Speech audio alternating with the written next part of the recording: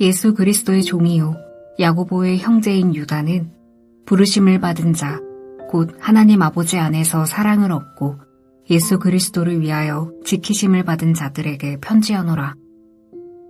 긍휼과 평강과 사랑이 너희에게 더욱 많을지어다. 사랑하는 자들아, 우리가 일반으로 받은 구원에 관하여 내가 너희에게 편지하라는 생각이 간절하던 차에 성도에게 단번에 주신 믿음의 도를 위하여 힘써 싸우라는 편지로 너희를 권하여야 할 필요를 느꼈노니, 이는 가만히 들어온 사람 몇이 있음이라. 그들은 옛적부터 이 판결을 받기로 미리 기록된 자니 경건하지 아니하여 우리 하나님의 은혜를 도리어 방탕한 것으로 바꾸고 홀로 하나이신 주제, 곧 우리 주 예수 그리스도를 부인하는 자니라. 너희가 본래 모든 사실을 알고 있으나 내가 너희로 다시 생각나게 하고자 하노라. 주께서 백성을 애굽에서 구원하여 내시고 후에 믿지 아니하는 자들을 멸하셨으며, 또 자기 지위를 지키지 아니하고 자기 처소를 떠난 천사들을 큰 날의 심판까지 영원한 결박으로 흑암에 가두셨으며, 소돔과 고모라와 그 이웃 도시들도 그들과 같은 행동으로 음란하며 다른 육체를 따라가다가 영원한 불의 형벌을 받음으로 거울이 되었느니라. 그러한데 꿈꾸는 이 사람들도 그와 같이 육체를 더럽히며 권위를 업신여기며 영광을 비방하는도다. 천사장 미가엘이 모세의 시체에 관하여 마귀와 다투어 변론할 때에 감히 비방하는 판결을 내리지 못하고 다만 말하되 주께서 너를 꾸짖으시기를 원하노라 하였거늘, 이 사람들은 무엇이든지 그 알지 못하는 것을 비방하는도다. 또 그들은 이성 없는 짐승같이 본능으로 아는 그것으로 멸망하느니라. 화 있을진저 이 사람들이여 가인의 길에 행하였으며 삭슬 위하여 발람의 어그러진 길로 몰려갔으며 고라의 폐역을 따라 멸망을 받았도다. 그들은 기탄 없이 너희와 함께 먹으니 너희의 애찬의 암초요 자기 몸만 기르는 목자요 바람에 불려가는 물 없는 구름이요 죽고 또 죽어 뿌리까지 뽑힌 열매 없는 가을나무요 자기 수치의 거품을 뿜는 바다의 거친 물결이요 영원히 예비된 캄캄한 흑암으로 돌아갈 유리하는 별들이라. 아담의 7대 손 에녹이 이 사람들에 대하여도 예언하여 이르되, 보라, 주께서 그 수많은 거룩한 자와 함께 임하셨나니 이는 무사람을 심판하사 모든 경건하지 않은 자가 경건하지 않게 행한 모든 경건하지 않은 일과 또 경건하지 않은 죄인들이 주를 거슬러 한 모든 완악한 말로 말미암아 그들을 정죄하려 하심이라 하였느니라.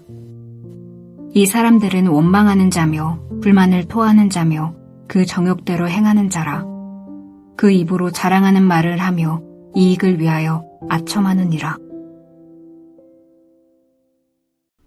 오늘 본문 1장 1절을 보면 유다서는 예수 그리스도의 종이요 야고보의 형제인 유다가 부르심을 받은 자, 곧 하나님 아버지 안에서 사랑을 얻고 예수 그리스도를 위하여 지키심을 받은 자들에게 보내는 편지라는 것을 보여줍니다.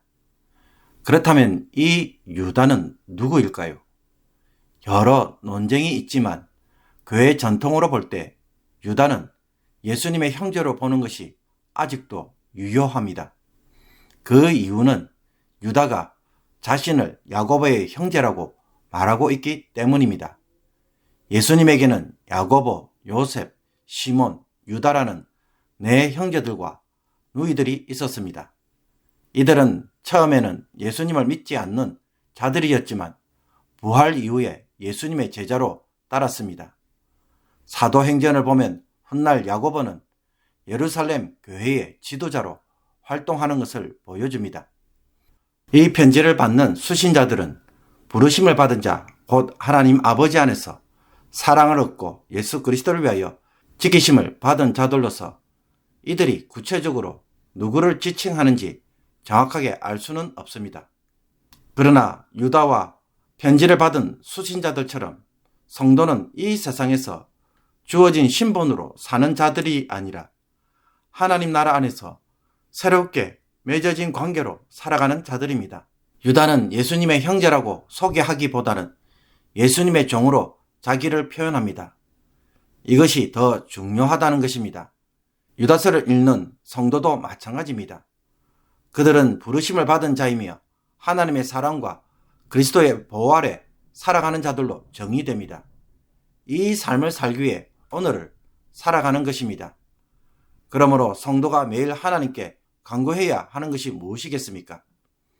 예수 그리스도를 통해 주어진 이 은혜가 온전히 나에게 적용되고 역사되기를 구하는 것입니다. 이 은혜의 방편, 통로로 주신 것이 기도입니다. 하나님의 사랑과 그리스도의 보호를 입음으로 부르심의 자리에 굳게 설 수 있도록 하기 위해서 우리는 무엇을 구해야 할까요? 우리의 기도가 이런 기도로 바뀌어지고 그 영적 필요를 성령을 통해 깨닫고 간구함으로써 주님이 원하시는 새로운 신분의 사람이 꼭 되기를 원합니다.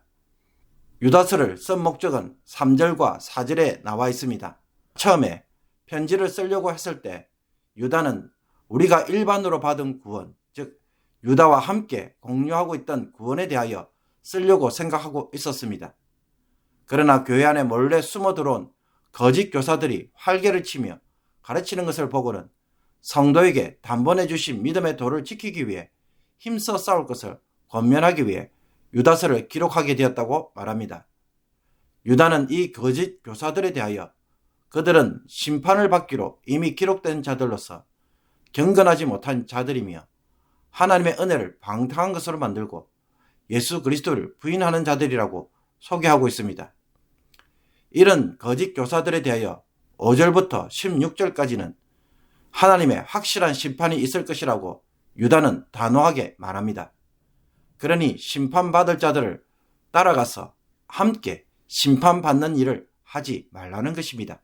유다는 교회 안에 몰래 들어온 이 거짓 교사들에 대하여 구약의 3가지 사건을 언급하면서 그들에게도 그와 같은 심판이 동일하게 주어질 것이라고 경고합니다. 첫째는 하나님이 애굽에서 구원하였지만 믿지 아니하고 광야에서 불순종하고 원망하자 그들을 멸하셨다는 것입니다.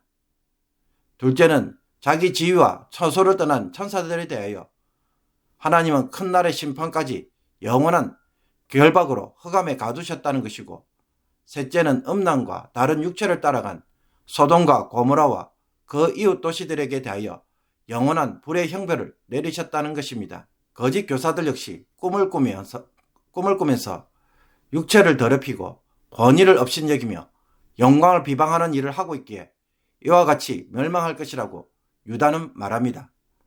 이 이단들은 주로 꿈이나 환상을 보면서 그것을 주장하고 성적으로 방탕하게 살며 예수 그리스도의 권위와 교회의 권위를 함부로 무시할 뿐만 아니라 천사와 같은 신적 존재도 업신여기며 비방하였습니다. 특히 유다는 당시에 유대인들이 즐겨 읽었던 경건서적인 모세의 성천기에 나오는 일부 내용을 인용합니다. 그 내용을 보면 모세의 시체를 두고 마귀와 천사장 미가엘이 서로 다투며 변론할 때 미가엘은 마귀에 대하여 함부로 비방하는 판결을 내리지 않고 단지 주께서 너를 꾸짖기를 원하노라 라고 말했다는 것입니다. 마귀일지라도 미가엘은 자기가 최고의 권위자인 것처럼 마귀를 단죄하지 않았습니다. 그런데도 이들 거짓 교사들은 자기가 마치 천사들이나 영적 존재들에 대하여 다 아는 것처럼 함부로 비방하고 최고의 권위자처럼 거만하게 행동한다는 것입니다.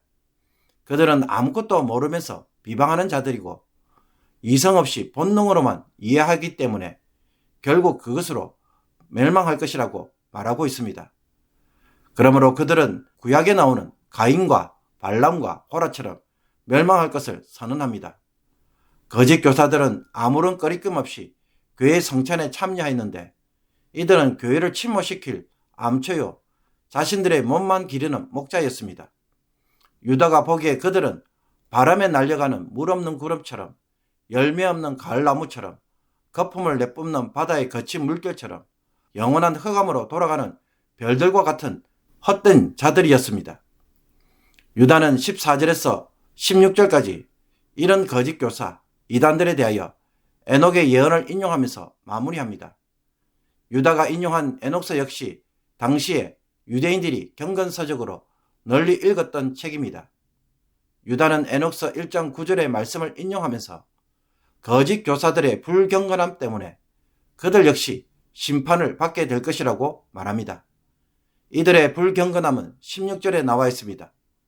그들은 원망하고 불만을 토하며 자기 정욕대로 행하면서 그 입으로 자랑하는 말, 이익을 위하여 아첨하는 일을 하였습니다. 주께서 수많은 거룩한 자들과 함께 오실 때 그들을 심판하실 것이라고 유다는 말합니다. 유다가 거짓 교사들에 대하여 하나님의 심판을 선언할 수밖에 없는 이유는 그들은 예수 그리스도의 권위를 부정하고 대신에 꿈이나 환상을 통해 자신을 특별한 권위를 가진 자로 스스로 간주하기 때문입니다. 그리고 그들의 삶은 거룩을 열매 맺기보다는 자기 정욕대로 살아감으로 도덕적으로 부패한 삶을 살아가고 있었기 때문입니다. 이 열매로 그들은 불경건한 자이며 심판받을 자로 판단받는 것입니다. 하나님이 이스라엘과 언약을 맺으신 후 율법을 주셨습니다. 언약대로 살아가는 삶이 무엇인지를 가르쳐 주신 것입니다. 율법은 이스라엘의 성품인 거룩함과 의를 드러내는 삶입니다. 십계명이 바로 그 핵심입니다. 성도가 하나님을 믿는다고 하면서 도덕적으로 바르지 못하고 원망과 불만, 정욕의 행위와 자랑하는 말, 아첨하는 말을 하는 것은 하나님 앞에서 불경건한 삶인 동시에 언약을 깨트리는 삶입니다. 그리스도의 십자가와 부활은 이 삶을 바르게 세우려고 주어진 것이지 하지 않아도 된다는 것이 아닌 것입니다. 갈라디아서 5장 13절에서 바울은 형제들아 너희가 자유를 위하여 부르심을 입었으나 그러나 그 자유로 육체의 기회를 삼지 말고 오직 사랑으로 서로 종노릇하라. 온 율법은 내 이웃을 사랑하기를 내 자신같이 하라 하신 한 말씀에서 이루어졌나니 라고 말하였습니다. 그러므로 사랑으로 서로 종노릇하는 삶이 성도의 새로운 삶의 표지입니다. 이것의 열매를 맺는 자가 경건한 자이며 심판날에 의롭다함을 받고 구원을 받는 백성입니다. 내 삶은 도덕적으로 부끄러움이 없는지 이 말씀으로 살펴보면서 주변 사람들에게 사랑으로 섬김으로 율법과 언약을 바로 세우는 귀한 성도가 되기를 주님의 이름으로 축복합니다. 기도드리겠습니다. 우리의 구원자요 심판자이신 하나님, 예수 그리스도의 십자가와 부활로 우리를 하나님의 아들이요 백성으로 삼으셨기에 이 삶을 이 땅에서 누리며 바로 세워가는 성도가 되게 하여 주옵소서. 세상의 길을 걷는 자들이 아니라 하늘의 길을 걷는 자가 될 수 있도록 구속의 은혜와 성령의 역사를 구하는 기도를 하게 하여 주옵소서. 거짓 교사들처럼 자신들이 보고 들은 것으로 세상을 판단하고 자기 지식으로 살며 교만 가운데서 행동하다가 심판받는 자가 되지 않게 하옵소서.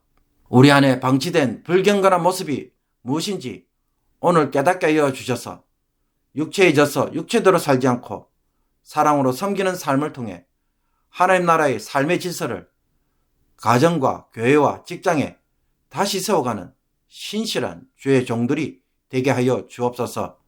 예수 그리스도의 이름으로 기도하옵나이다. 아멘.